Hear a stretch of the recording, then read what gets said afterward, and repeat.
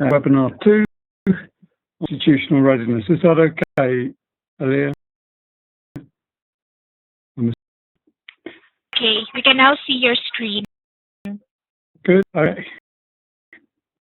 So this webinar, which is the second of the 8 parts, is to increase awareness and to do so in a way that is part of the eHealth capacity build roadmap. And I hope in the course of all of these webinars, you'll be understanding how eHealth can only be delivered by people who've got an understanding of the skills and capacities that are needed to deliver them. It's all very have a strategy, but if you don't have the people with the skills to deliver it, there's no point having one. So this is the second, and our focus is on enabling good governance, policy oversight, procedures and controls for eHealth success. So focusing on institutional readiness, and the second in a series of 8 webinars. What issues that we're going to be addressing here? As I said, the key thing is what things that enable good governance, controls, service management to an eHealth success. The starting point, as always, with these webinars is the eHealth Strategy Toolkit, or the relevant bits of the eHealth Strategy Toolkit. So first of all, look at the eHealth action line, or a part of the eHealth action line, and also the approach to IT governance. Look at broadly major areas. One, looking at the corporate governance of IT. Second, looking at the control of the business using IT, and the IT as a service supporting the business objectives, service management. So you remember the IT governance point we were making in the lecture, and actually in the preliminary one, the importance of having the right lead structures and process in place.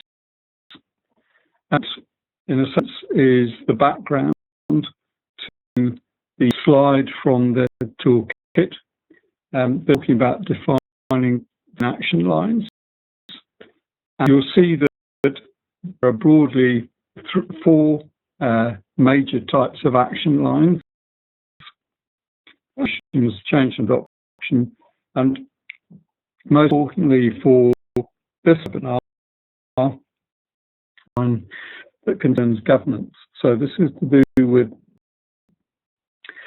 we have coordination, and in particular ability, transparency of the governance arrangements to all the different stakeholders, so they are able to be properly considered in this way.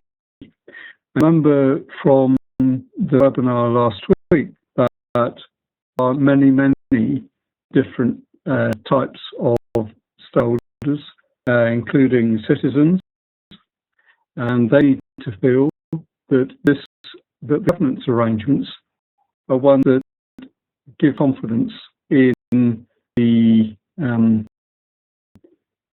correct decision-making processes that are going on to enable the business of healthcare to be well supported by an infrastructure and services that they can trust. Or whether it's doctors or nurses or managers or IT suppliers, everybody has interest in having good IT governance. And AeHIN has endorsed the IT Governance Institute's approach on IT governance, and see the reference at the bottom of that slide. So embracing leadership, organizational structures and processes to to make sure that the organisation's IT sustains and extends the organisation's strategy and objectives. The important point here, and I'll be repeating this in different ways throughout this webinar, is that the important thing is to know that as the horses in front of the cart, and it's the business that needs to be pulling the cart that contains IT. So make sure that everything is led by the business of the organisation, not by the IT. The overall objective of IT governance, to understand that the issues and strategic importance of a team are well understood, as the IT governance aims at ensuring that expectations for IT are met and risks are mitigated. And I think I should perhaps just qualify that slightly by saying that really ensuring that the expectations for IT by all stakeholders are met, but as far as possible. I'm referring to there is that you can't please all of the people all of the time. So this is the delicate balance that has to be got right in IT governance arrangements that support the business. That's that theme throughout. Now, just to remind you, this slide that I used last week and I used in the preparatory lecture, I think it just slide reinforces the point. Whole wide range of stakeholders operating within a very complex care system, and we're looking at getting information systems that can analyze, use information and evolve knowledge, so the policies and decisions that are made are the ones, and there are the right feedback loops put in for the function of the health enterprise and all the parts of it to lead in. And so that may mean that sometimes we're looking to increase the rate of change in something, or in other cases we may be wanting to reduce something that's perhaps been going wrong. As it is a complex business, and that's what makes the challenge interesting, those who are looking at evolving solutions to support the business. And really, in which the business is directed is fundamentally important to how the right sort of IT is put in place to support it. And we learned through mistakes in the past that if the way in which a hospital or a health centre or a combination of health facilities is run by the requests that the technical people have, the IT people, you have a disaster, or even for pretty effective and quite possibly costly solutions. The important thing is to make sure that business, say the management of the enterprise. So if we're at systems from the point of view of the whole, that means that the health and Ministry of Health understand what overall health strategy is and part that IT can play in delivering it. If you're looking at this from the point of view of a provincial government, and similarly, what are the objectives of the provincial government as far as health is concerned, how can IT support that? At the hospital level, it's exactly the same. What is it the hospital management board want to achieve in that hospital, and in context, what part can IT play? So the I-3500 set of guidance is looking at IT at a strategic level and looks at it from the demand point of view. So it's saying, how we use IT as a business use IT. It's not concerned really with how IT. It's more about helping the board, whether it's national, regional, local, understand how they can, by doing their business, and the ways in which IT can be used to deliver to better effect. So the core governance of IT is a really important part of the whole. It's like the roof on house, to use the analogy that I've used before. So 500 was published first in 2007.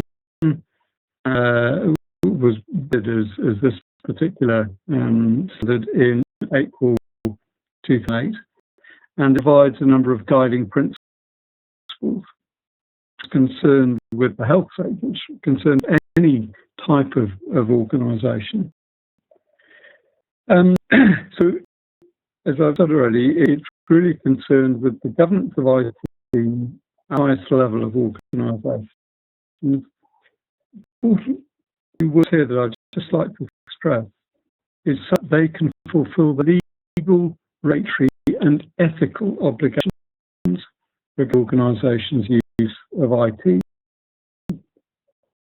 Just about making sure that things can be done efficiently and particular services delivered well. It's so that regulatory and ethical obligations regarding the organisation's use of IT are being implemented by the board, for whom those are the important aspects of their role. So 38500 has got basic principles of IT governance used when evaluating, directing and monitoring it, and these are they. So 3, responsibility, strategy and acquisition.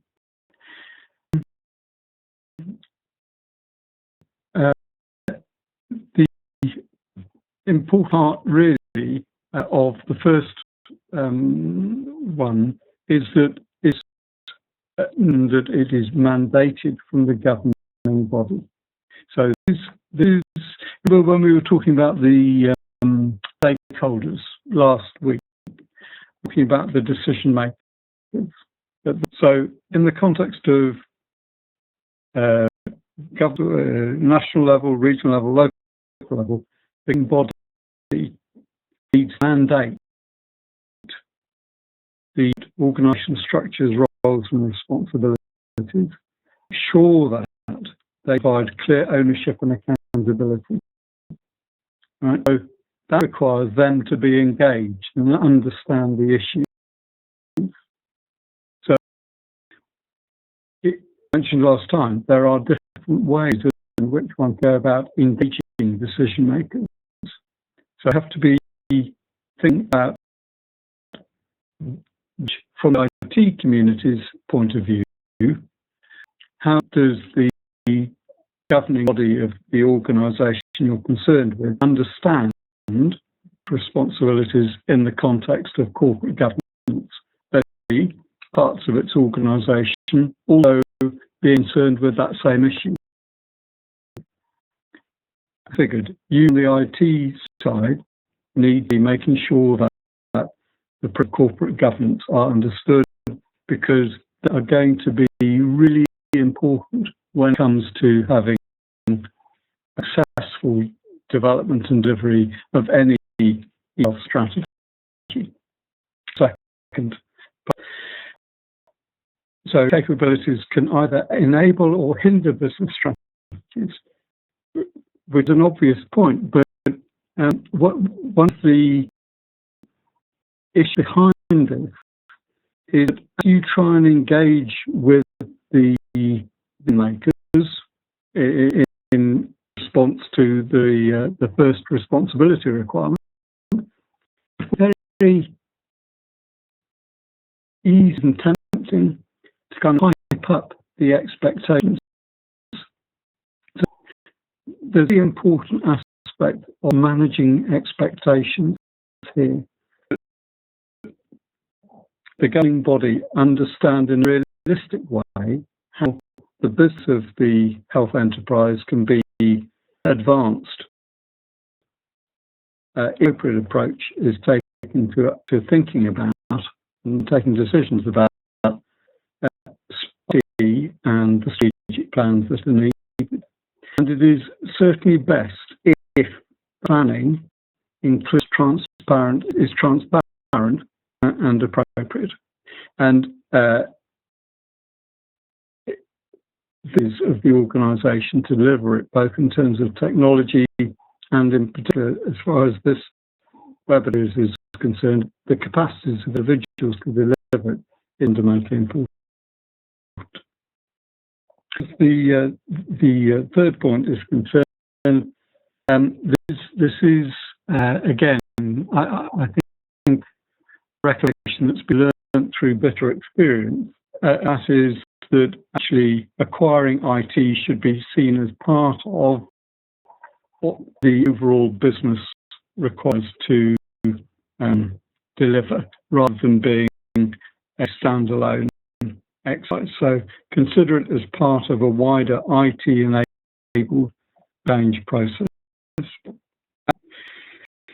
You can, as we know, enable organisations to behave in very different ways. So the understanding business change is really important in the role that IT can play within that. Then about the remaining three principles on implementation, conformity and human behaviour. Effective governance achieved when the IT goals are set from the top down. This is what we want IT to deliver, but aligned with business goals and metrics that have been established from the bottom up.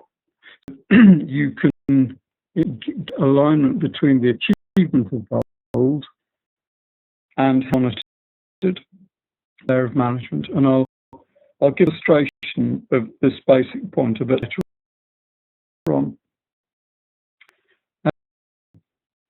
The science requirement, the conformity, this is really,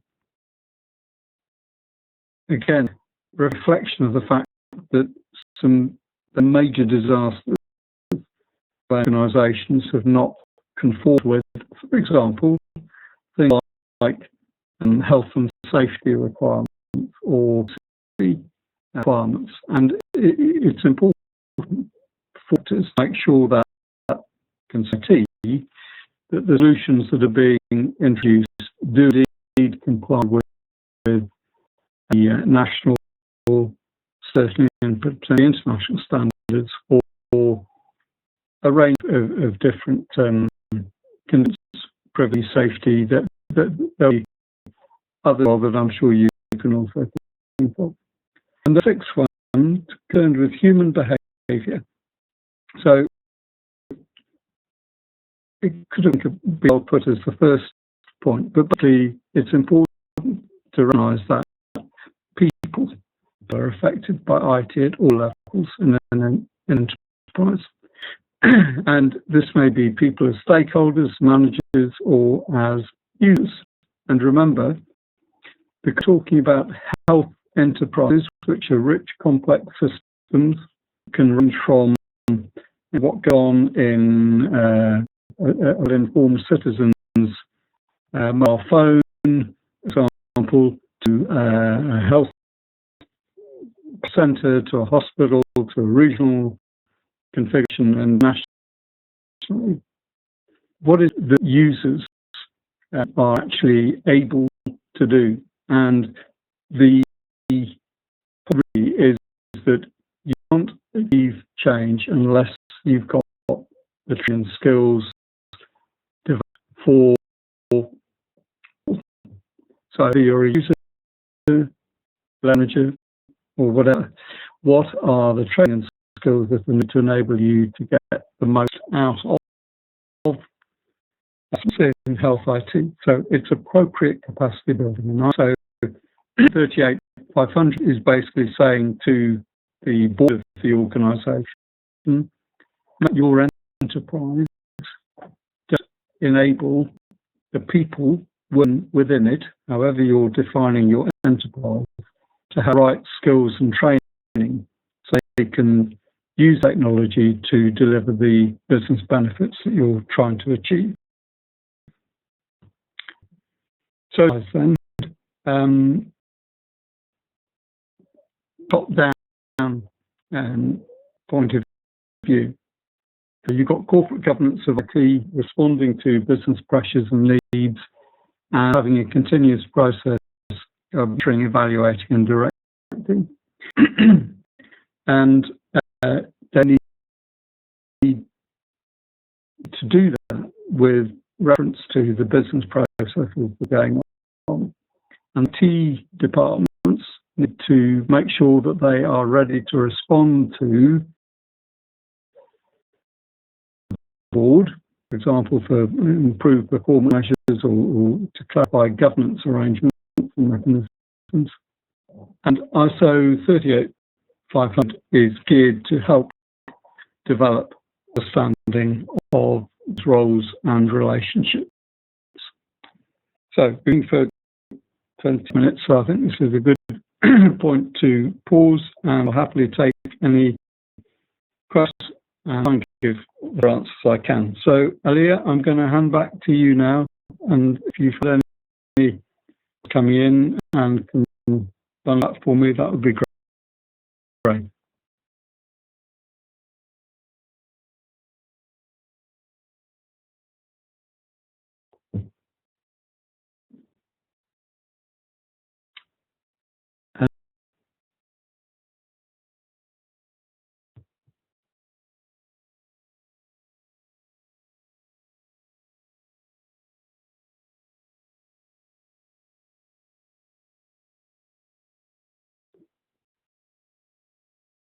Other questions?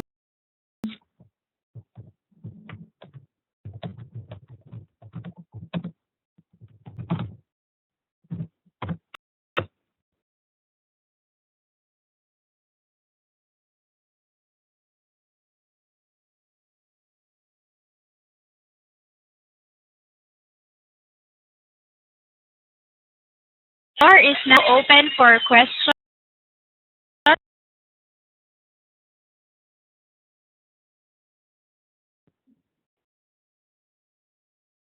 Floor is now open for your questions.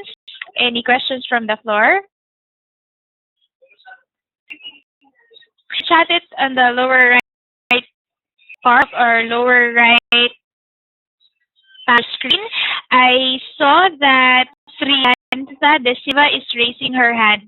Srianta from Sri Lanka, is there a question from you?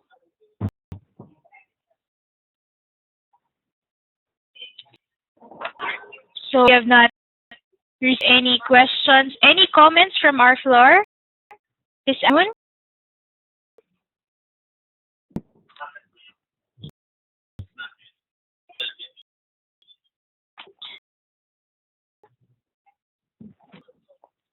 So I think we don't have questions for this afternoon.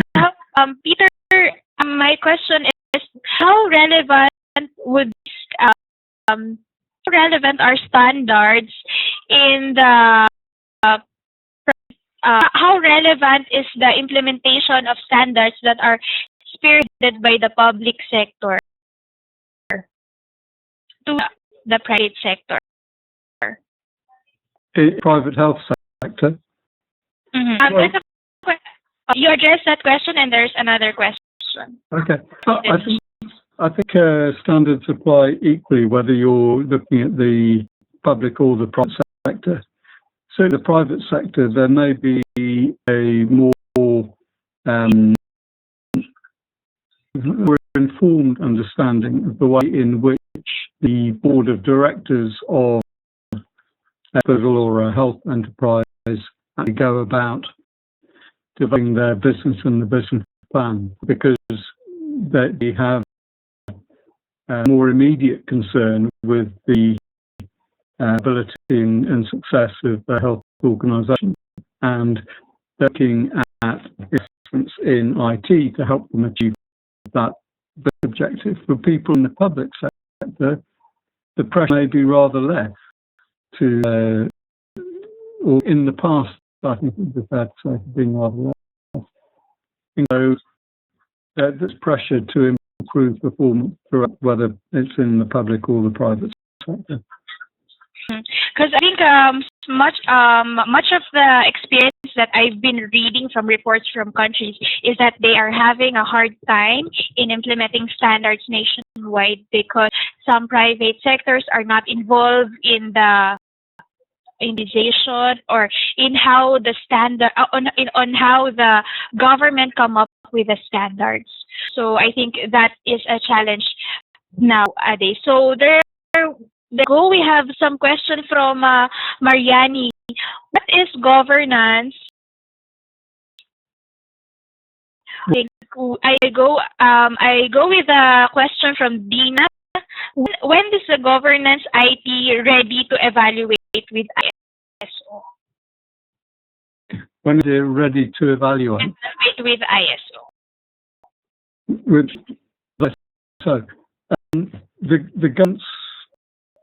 The idea is already embedded in ISO. I mean, they have accepted and are endorsing and promoting it, and that's why ISO 38500 is an important document coming from ISO. So they've taken it on board and they're promoting it.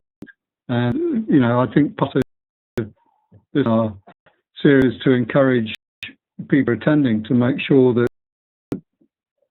ISO standards, in the context of others that we'll be discussing, are by participants and can be developed and applied in the organisations that they're working with. And I mentioned that as the corporate governance standards are concerned, of course, this is not just an issue for people focused with IT issues. It should be concerned for people focused with human resource, finance, and administration, the other parts of an enterprise that need to be making sure that their board is good with governance issues. We've got a particular interest in the IT governance issues, but this 500 is encouraging all organisations, public, private, large or small, to know that their boards of directors, the decision makers, understand how their business, whatever it is, can be well supported with proper set of structures and processes underneath. Thank you. Another question from the Philippines, Mr. Alison Perez. If a country should adopt a standard, which department or agency should ensure that it is upheld and followed? Are these first? I think that there probably is not a good idea to have a department agency that is in charge of enforcing standards, because standards understood working well involves them being taken on board by the people running the organisation. And they feel that, well, we'll do this and some other body will tell us if we're doing right or wrong. That's that they won't actually be understanding what the rules are and behaving accordingly. So there may be a particular part of government that has responsibility for promoting the use of standards So in the UK, the Department for Trade and Industry, for example, has a particularly strong role in this respect. But I think there's much sense really in having a particular department that is responsible for enforcement of mandating standards. I think the issue is, how do you help organisations understand how they can benefit from using standards and enable them to get the skills and capabilities to get them to do just that. On that, that's a very good answer, that we have to take note that there is no one agency that should be responsible for the implementation of the standards. So another question from Robert Santos in the Philippines. Can you cite an experience where Ministry of Health in a particular country is leaning towards creating their own standards rather than adopting one, able to overcome this? We're talking about international best practice standards. I think most countries that I've involved with, so I'm thinking about South Africa in particular.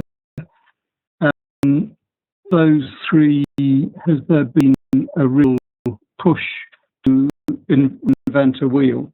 They've been very happy to take it has been by a standards-making body rather than invent something from scratch. To say that things shouldn't be invented from scratch if there's a good reason for doing so, but I think the default position should be to see what's been done elsewhere, what worked well elsewhere, and think, well, why don't we use that or adapt it for use locally? It's better to do it that way around than to think, well, problem here, let me think how I can solve it, and not pay any attention to the lessons that have been learned elsewhere. And really these days, with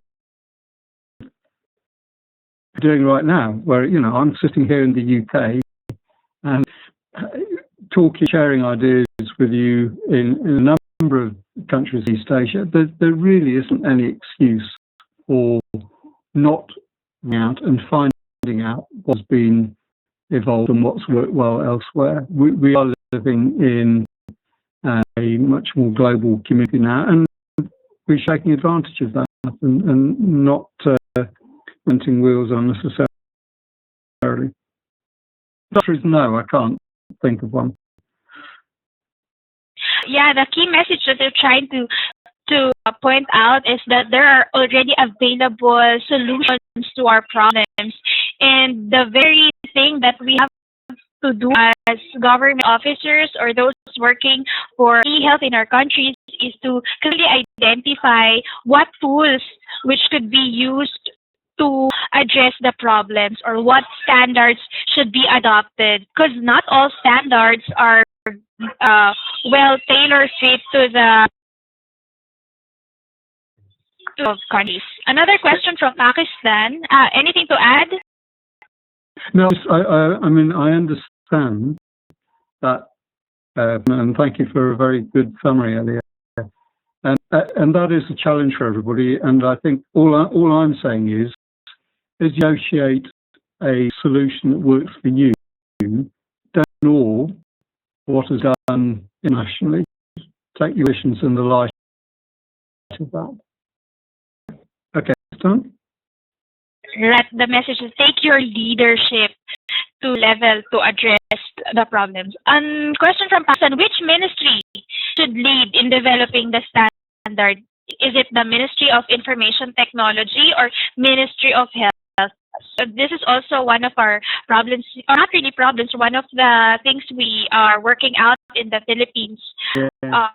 Which is, I mean, what kind of work should be more of this ministry rather than the other? So I think that's the whole point of the question, which should be leading the development of the standards.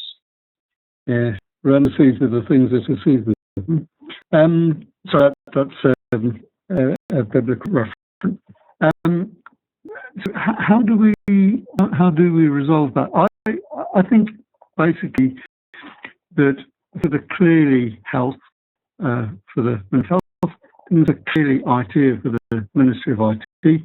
For both health and IT only, for them to sort out.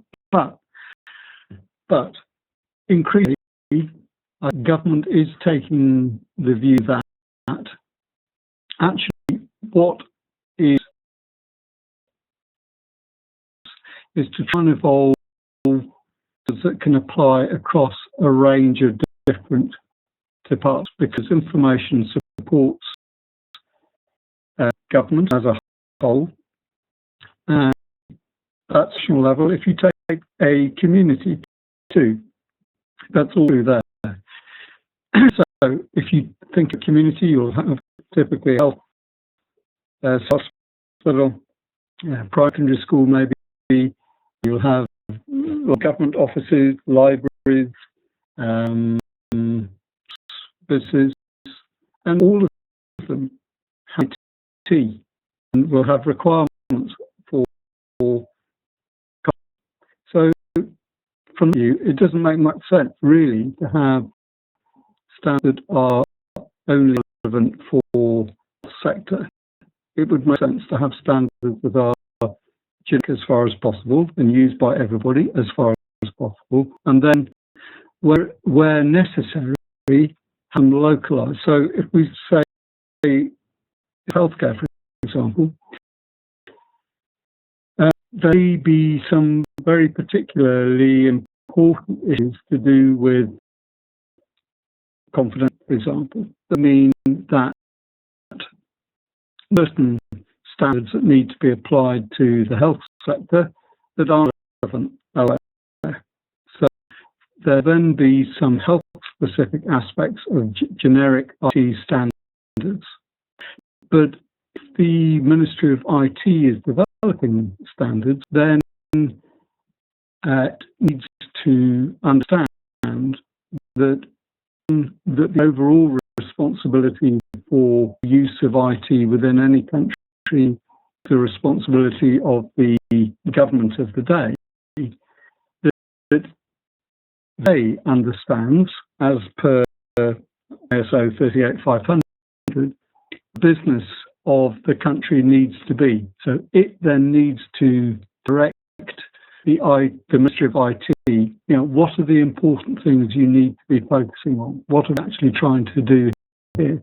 Are we going to focus mainly on e-government services? Or are we going to say that we've got a particular concern, and this might be true in the United States, for example, got a particular concern with high levels of cost of healthcare, and therefore invest a lot in health IT solutions? I'm making the observation here that it's the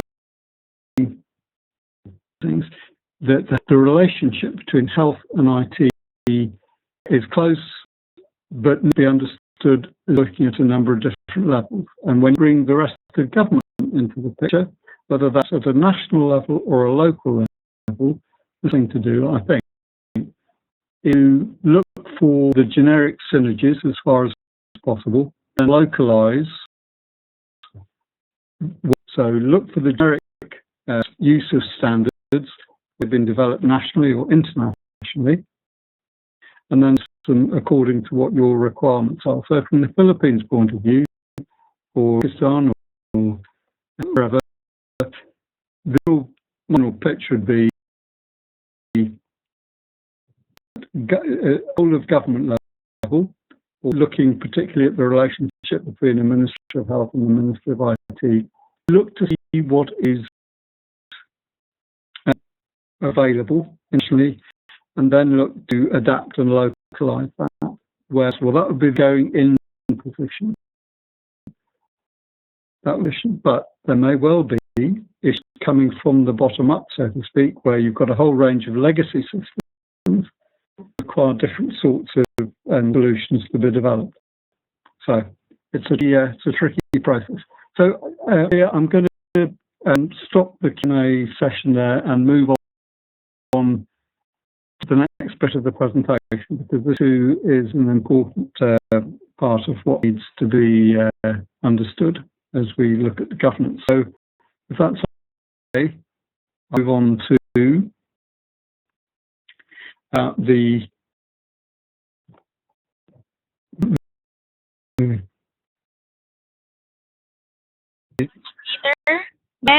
and then proceed to the next slide. Yeah, obviously. It's going to, hold on. Sorry.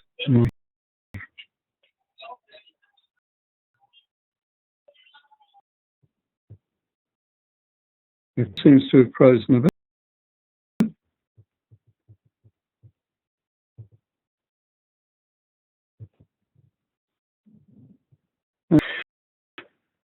Okay, so control objectives for information and related technology, COBIT, developed by the Information Systems Audit and Control Association in Osaka and IT Governance Institute.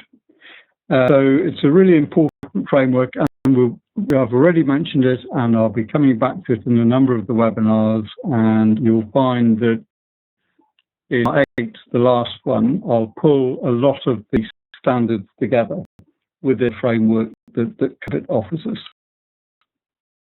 The goal is to accomplish the business need through processes using resources in a controllable and measurable manner. It's got 5 principles. You will be surprised to know that the first one is meeting the stakeholder needs, and we've already discussed the importance, I think, quite extensively. And similarly, can be enterprise end-to-end, what we've just been talking about. So IT is kind of embedded in the whole of the enterprise, whether from or right down to and to the community. So it's not surprising that actually is quite a large framework of standards. But the neat thing about it is that it is aligned with a lot of the other standards that are being published, and you'll see that it provides a good framework within which standards can be understood, but also related to the others that have already been developed. And enables a holistic approach because it's supported by some what it terms enablers that allow a properly integrated approach to be taken to the delivery of IT in a controlled way. I'll talk about that in just a minute. And the fifth and important principle is that it separates the governance of an organisation from the management. And governance part of an organisation is concerned with evaluation, direction, and monitoring, and primarily concerned with planning, building, running, and monitoring activities in line with what the governance body has set. So the previous standards around 38,500 were still aligned with the governance-related issues. Now, it is concerned with them, but also with the management issues as well. And as I said, there are enablers that COBIT recognises, and these are they. Organisational skills. Now, second one, again, just to draw your attention to this, culture, ethics, and behaviour. So, sometimes easy to think that if you're dealing with IT-related issues, culture, ethics, and behaviour got nothing to do with it. Actually, that is far from true. And if you don't pay attention to these issues, actually, you can come unstuck very easily, underestimated as a success factor.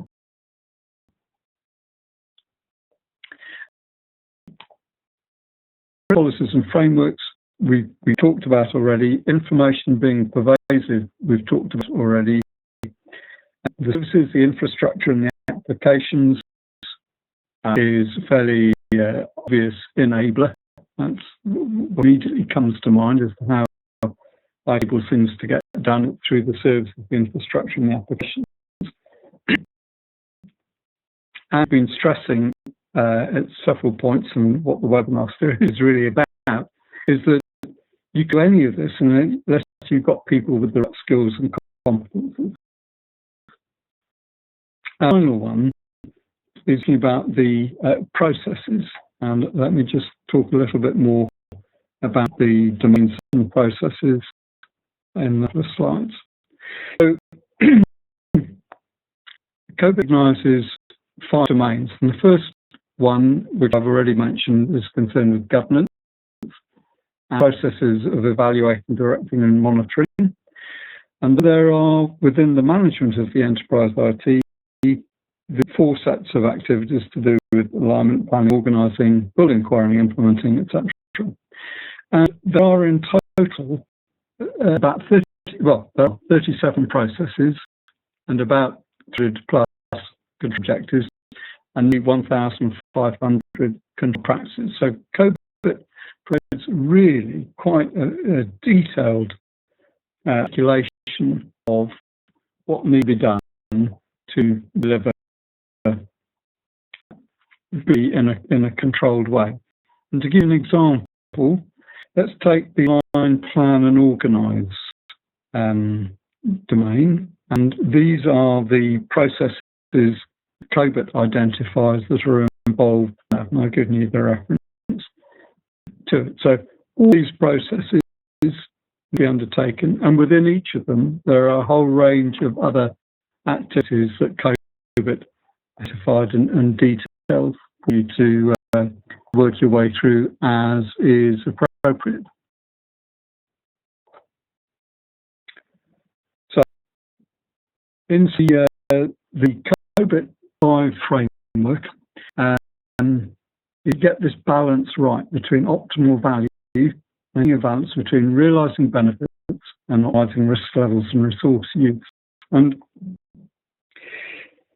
the last question, in a sense, is reflected here in that it's all about balance between benefits and risk, between the benefits of using maybe a locally developed standard and the risk of that going wrong, or the benefits of using an international standard and the risk of not delivering what is needed locally. It's a deterministic art at all, and is information in IT. And this becomes very true when as the second bullet point, you have to think about risk. The pressure comes on to get more value from IT, that there are increasing risks that are being run. And again, in my last question, I'm talking about the way that you can have some generic standards working across a range of different ministries or communities, which is that may make things more efficient. But on the other hand, if you pay attention to the risks that are involved, for example, do in the health sector with privacy, then of course that you may be running risks that you really ought to be avoided. And the bullet point is referring in a way to the importance of have good reputation and confidence in the use of IT to deliver businesses is a very, very valuable indeed. And I want to use that as a kind of introduction to a slide that's coming next that talks about the relationship between the process that involved ensuring system security and some goals and metrics.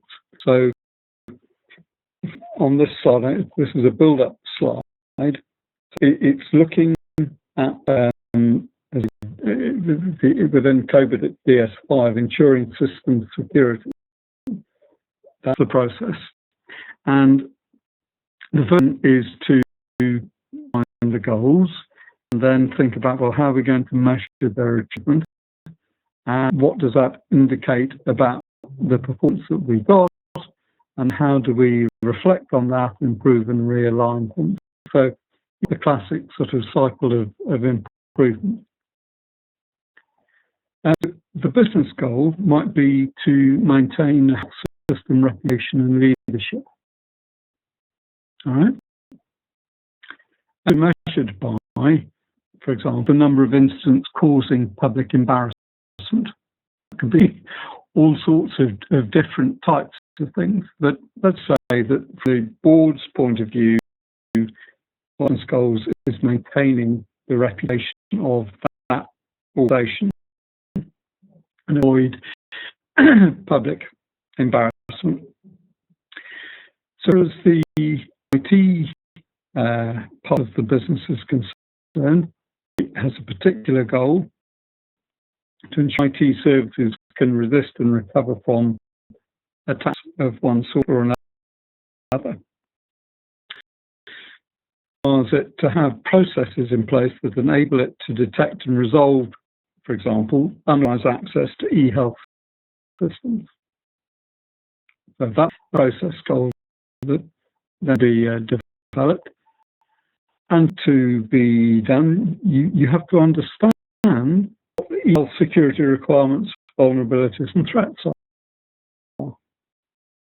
Those are the goals that we're looking at. The business goal, the organisation whole, and then maybe an example of an IT goal, process goal, and within that an activity goal.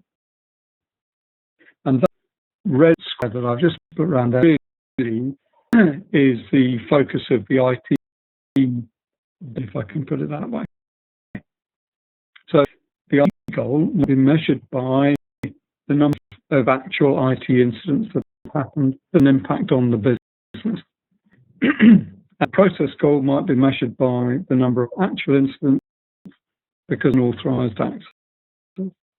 IT goal might be to do with the frequency of review of the events to be monitored.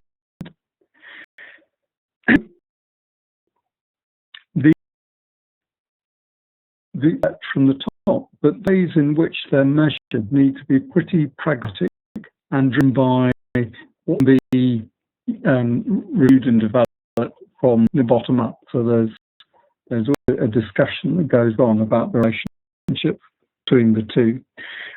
But if we learn what that enables you to do from the point of view of controlling your business environment with IT, the frequency of review of the types of events to be monitored gives you a performance indicator that has the outcome of process goals. So you've got a process metric there. And really, it's about the number of actual incidents because of unauthorized access. That is a performance indicator that gives you an outcome of that is to do with IT goal and the IT metric. And that, in turn, the number of actual IT incidents with business impact is the business metric. That's a performance indicator, and the outcome is this is what the IT part of the business can do to help ensure that the overall business goal of obtaining health system reputation and leadership is secured. So, as such, doesn't provide the business goal outcomes and measures, but is concerned with the IT goals, the process goals, the activity goals, where they can be interrelated to the business goals. So I hope that kind of is a helpful summary that is trying to the relationship between the business goals of an organisation in healthcare and the role that IT can play to support the business goals, and then in which its functioning can be measured, and the relationship between the actors and the processes and the goals can be really clearly answered. So I hope that's a helpful diagram for you. That I think is quite a powerful way of trying to understand relationships, and it comes from the reference that was given on the previous page, the Psycho Knowledge Centre. So let's move to the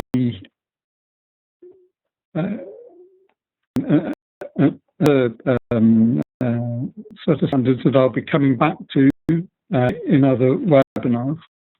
But it's important, this particular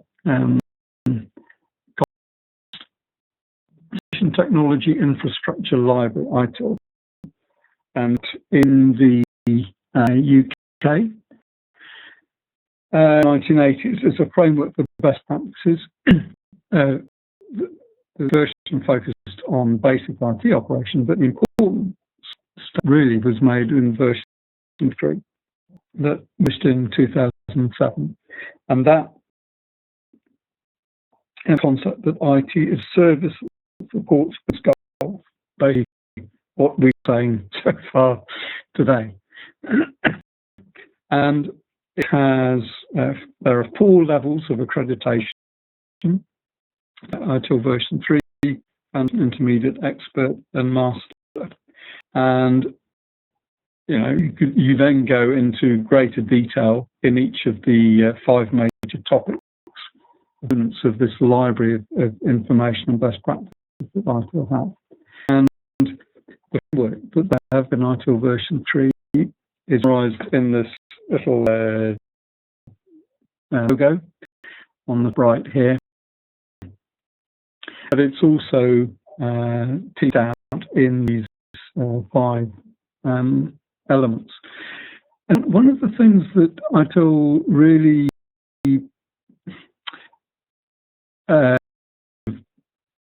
and emphasised that certainly caught on here during the 90s was the importance of understanding what service levels were all about. What is it we're trying to measure and report against? How you can get a service level agreement enables an organisation, whether it's inside the, so that a department, whether it's inside the organisation or out, or a function, whether it's inside the organisation or outside it, can deliver an agreed level of performance. And ITIL gave a very useful set of best practices about services and how you could measure and report against them. It opened people's minds really to quite a wide variety of ways in which you could services. Clearly, services need to be properly designed, so that's another principle. You need to be able to make changes in IT and then transition once they're properly developed into the real business environment, and that involves a whole range of change management roles and release practices, for example. Transition IT into the organisation effectively. In terms of the service operation, ITIL gives illustrations of the different ways it can be controlled and how you can use insourcing or outsourcing or business process outsourcing, for example, to the agreed services in ways that are of most benefit to the business as a whole. And then the 5th thread was around continual service improvement, and the whole system, as in the purple part of the diagram. And I'll talk more about that in webinar 7 on evaluation and monitoring. So that's just a brief introduction to ITIL version 3. Again, another standard for service management that I'll come back to in webinar 6 on delivery. So IC 20,000.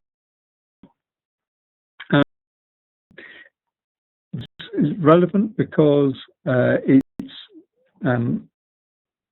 helping relationship between ITIL and which is basically been for individuals, but then so 2000 we show that an IT organisation could prove that it was working along the ways that ITIL was recommending.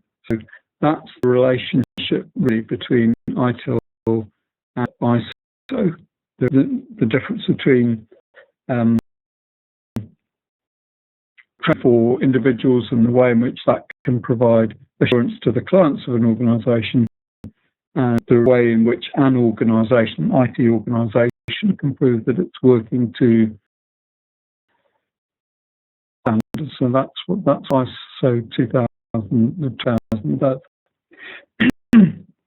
for the IT organisation, and so introducing ITIL therefore is still the most widely used approach for obtaining an ISO 20000 certificate, but there are ways of doing that. So this is often the way with these standards that last, and it's important to understand what they are trying to do and to have a link so that you can follow up in more detail, which I've done to you. So I hope that's been you'll run through some of the issues that you'll be considering, and that brings me now to a pause, take any further questions and to give you what answers I can to them. So to you, Ian. Thank you so much, Peter. There is a question here from Mariani from Indonesia. Indonesia has a public health primary information system called SIMPUS, but it is not used for all public health facilities because it depends on the institutional readiness. How can governance make institutional readiness a reality? Good question. Well, I wish I knew more about Indonesia, but I think the response to that is the standards that I've been talking about now, the ways in which the leaders of the organisation concerned with health, whether that is at the level or whether that's at community level, and that whatever it is they're trying to do, that they are trying to promote, and be improved by provide that and the of doing are made clear, and that's really what the so 38500 and the governance part of COBIT is to do. So I think the first part of the answer would be try and make sure that you help the leaders at national and in the different communities understand they improve whatever they're doing by getting their institution ready to use IT. But then, as we've seen with the ITIL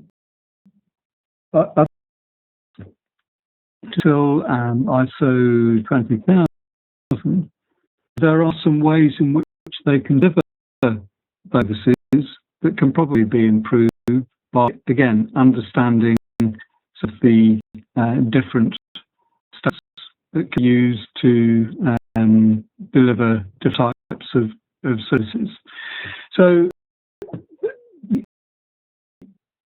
I think an educational process to be here. I don't think that it's easy or straightforward if you've got a situation where you've got a lot of independent, autonomous organisations, each doing their best. deliver things, it is often very difficult to begin to move them towards a common set of standards. But a sensible first step along the way is to make sure that each of them understands the basics, not necessarily all the detail, but the basic points about the standards I've been talking about, to help them understand how they can improve their business better and what their responsibilities are for engaging the different stakeholders and for managing their different views about what's to be, particularly where IT is concerned. And then, you know, part of the trick, I think, of making progress is having helped people develop a good understanding in their particular context, they begin to connect people together. If this is in the context of different communities in Indonesia, you know, you'll find that will be 3 or 4, as for whatever reason, who are actually quite interested in the topic and have got, for whatever reason, some very forward-looking and innovative people in those organisations getting together to facilitate and share what they're doing, to learn from each other, and preferably to look outside to see what other good practice is, would be a good step. So if you're thinking about this conversation at a national level, that this is again where organisations like AeHIN really come its own. You'll be in a position where you can reach out to colleagues in other countries who are addressing similar challenges and be able to share and compare best practices that have gone elsewhere with your colleagues in the ministries of health and IT in Indonesia. So I appreciate it's a difficult challenge and that I've not given a clear answer, but I hope it's a thoughtful answer and one that you'll consider as you go forward. Thanks, Elia. Thank you, Peter, for a comprehensive answer. A question from the Philippines, from our Ministry of ICT. What things are appropriate for governance and how about for management group? Government, I must ask. First group is governance and the other is management group. I think the management group is the team supposed to be working on the ground. Okay.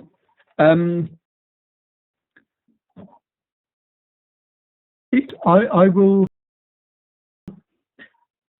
If you look at the COBIT sites, you find quite a lot of reference to training, and in the next webinars, I'm giving quite a lot of references to training resources and materials. I didn't do it in this one, but I am going to be doing that in the ones that follow. So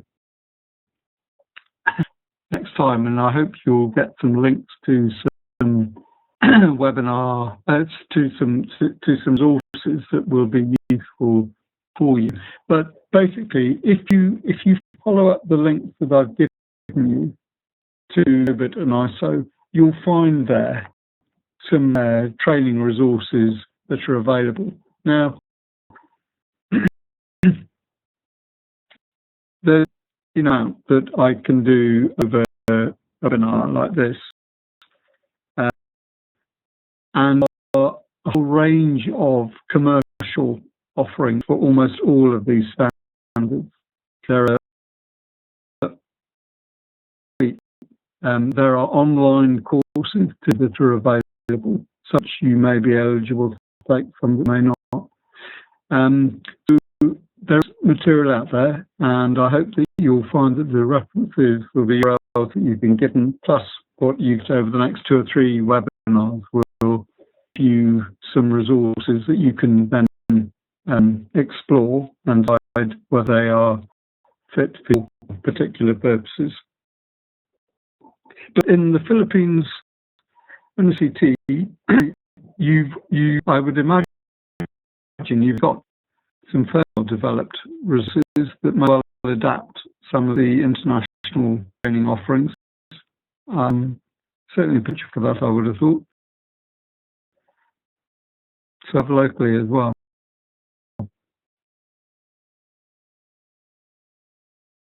All right.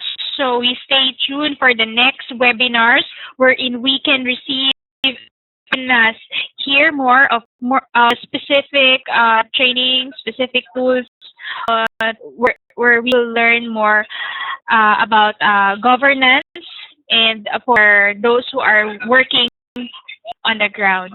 Yeah. So you mentioned a while ago about the trainings on COBIT, ITIL.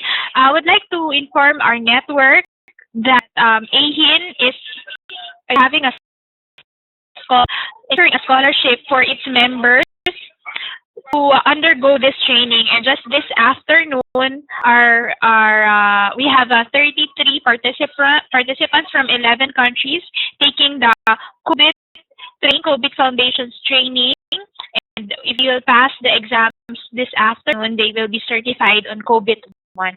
And if you are interested in this, you could also visit our website for these kinds of training. Most especially the COBIT is the principle of implementing COBIT is basically on institutional readiness and how we could govern our eHealth framework. So that's it. Any other questions from our floor? You put in our chat box or QA panel. None. Okay. I think we are okay to proceed, Peter. Just to correct AeHIN actually in those courses on COBIT. I mean that is an excellent resource. Which that I'm taking in the webinars is not really to kind of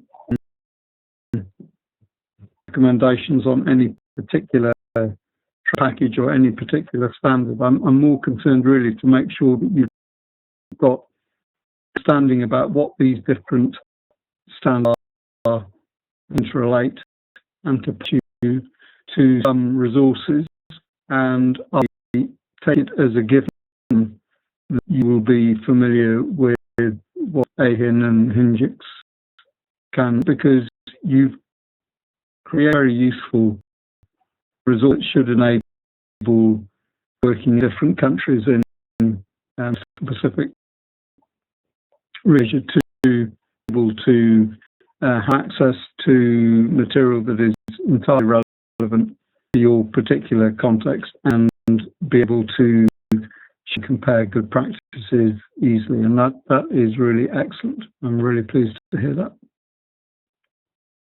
So that was the Q&A session. Now then, quiz time. Hope that those of you who have not yet taken the quiz for webinar 1 so. And I think, Alan, correct me if I'm wrong, but I think that closes on Sunday, is it, or on Monday? I wasn't able to hear the last 3 seconds. The time that people have to respond to the quiz from webinar 1, I can't remember when that is. The quizzes and all the resources, I believe, will end or will close by Sunday. So because we peg 10-day deadline for everyone to accomplish the quizzes. So one was on Monday, but it takes you 3 weeks, isn't it? Why I was just asking to take that because I realised we'd said 10, but then I saw somewhere that it was saying Sunday, and that was slightly confused. But anyway, don't wait. Please complete the quizzes for question 1. And to encourage you, I think that did the quiz for webinar 1 has so far achieved more than the 70% level for success. So I hope encouraging, and it means I hope that the questions that we're setting are difficult, but they are intended to make you think about 2 things. First of all, how are you going to engage with your how to engage with your ministry perhaps, or with your community or hospital.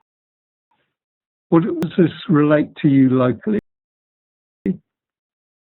Secondly, what have you understood from the course material that I've been sharing with you? So the 10 questions that we've got here, the first 2 then are asking about things that place in your country, and do your best to answer those.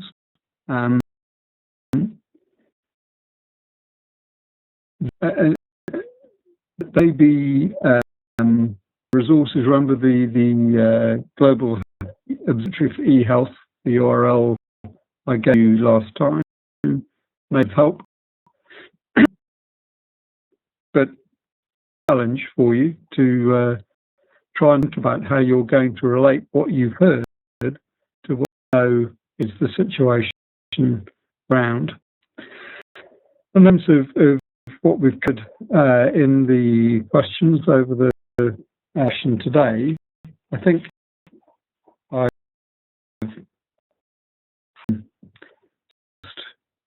where appropriate the points that we should have given you the answer to the questions that we've anyway, if you reflect on what you can recall and what you can see from the slides that Alia has been on the website, that you shouldn't have any problem really in answering the questions, but they're intended to help you make sure you've reviewed and understood the major issue that I've been trying to cover today. So let me now just turn to the trailer for webinar 3. So this one, and I know from last week was already asking about enterprise architecture. This is what we are considering on Monday. So it's architecting the interoperable enterprise. How is it that we can enable all parts of a healthcare enterprise to work together? So that's what you can look forward to on Monday, and I hope you will be online on Monday, and I shall certainly look forward to share some thoughts about that with you then. So, final feedback then. Any further questions from you? And also, I didn't get time to this question on the first webinar, so I would like some thought from you now. Any suggestions for how we can adapt and improve the webinar series? What are there any things I can do in the remaining 6? Well, certainly the last, perhaps it will be a little bit more difficult, but for the other ones, are the suggestions you've got, the things that you would like to see more or done in a better way? So any questions and suggestions? So back to Alia. Peter, I received a feedback a while ago from the Benguet State University. So I have one class in Benguet State University. I think it's the nursing class that they are having a difficulty understanding the frameworks that you have earlier mentioned about COBIT ITIL, but I know that this is just normal for those who are not very technical persons. So I hope that in the next sessions we will be more I believe in those for explaining the concepts. That's it. That's the only feedback I received from this afternoon. Any other feedback from our phase 3 attendees this afternoon? Because I can unmute you so that you could speak from microphone and hear it well in our meeting room. We still have 6 minutes before we end our session, and it would be nice to hear from who are in our meeting right now.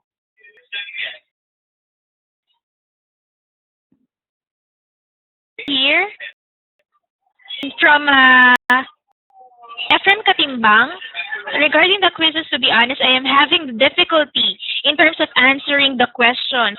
Are there any resource materials available that we can use to answer those questions? I think this should be addressed and answered by Peter. Dr. Peter, any responses?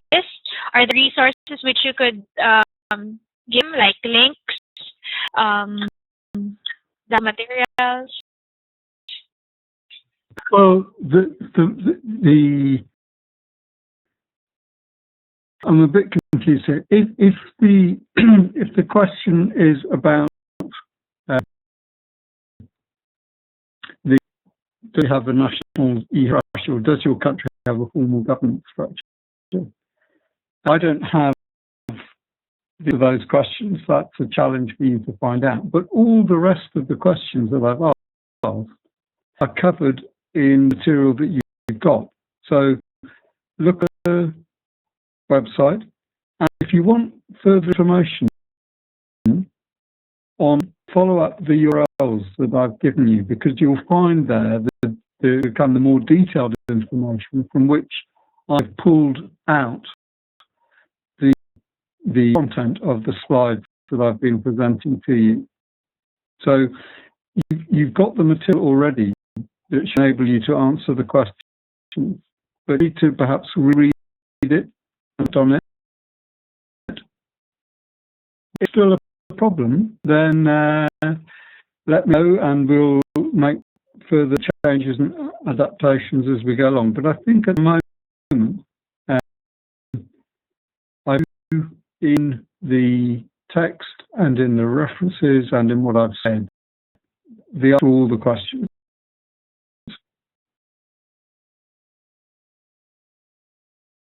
Okay, and addition to that, you can retrieve the slides from our AeHIN.org, AeHIN Academy website, and you could see that there are some resources already in the slides. I hope that answers your questions, or Ephraim. There are requests here. A hard time in I know that some having a hard time to enter the website right now, as I can also see that there is an error in the coding. But I know that the website is being fixed right now.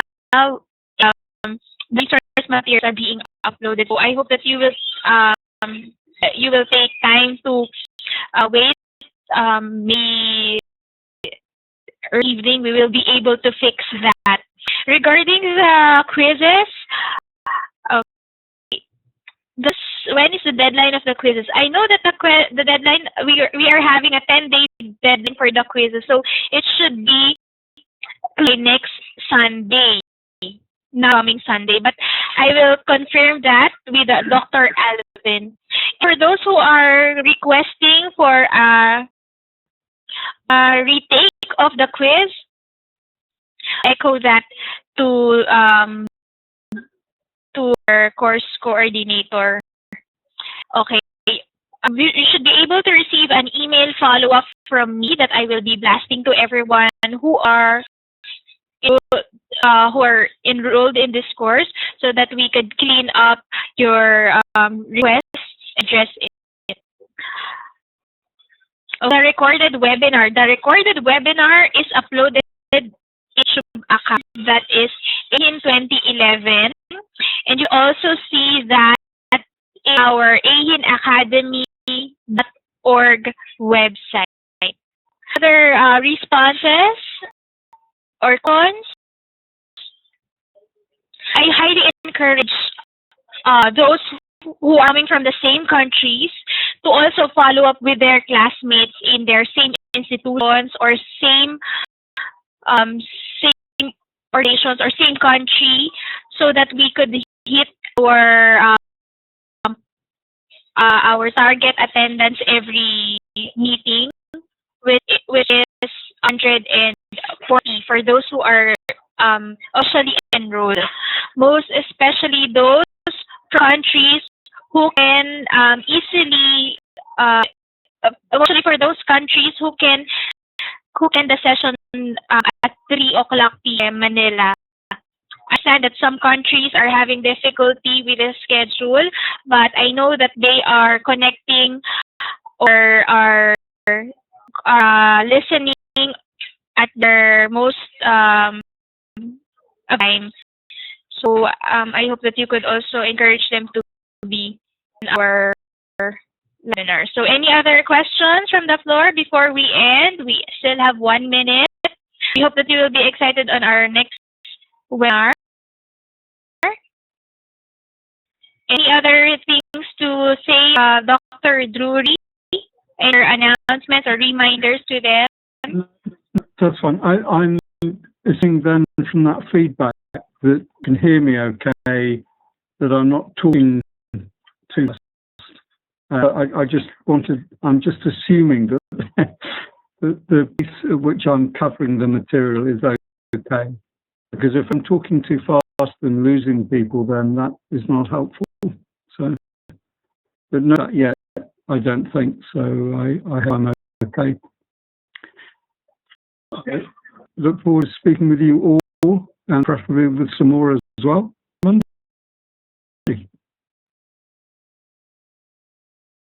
I received more responses here. Yes, all the webinars, all the resources are uploaded in www.aehin.org. So you should be able to view the one last Monday. Be able to access the resources then, and then answer the quizzes. So for those who are absent last Monday, and even in the orientation, you could easily access all the materials at www.aehinacademy.org. And but to be able to do that, you should enroll or create your account in that website and enroll the enrollment, and I enter the enrollment key, which is Dream Host Moodle 13 exclamation point. Okay, for this afternoon, thank you so much for being with us this May 9, 2014. We see you in our email and in our website. I'll be emailing this right after this meeting, the deals to register for our webinar on Monday. So thank you and good afternoon.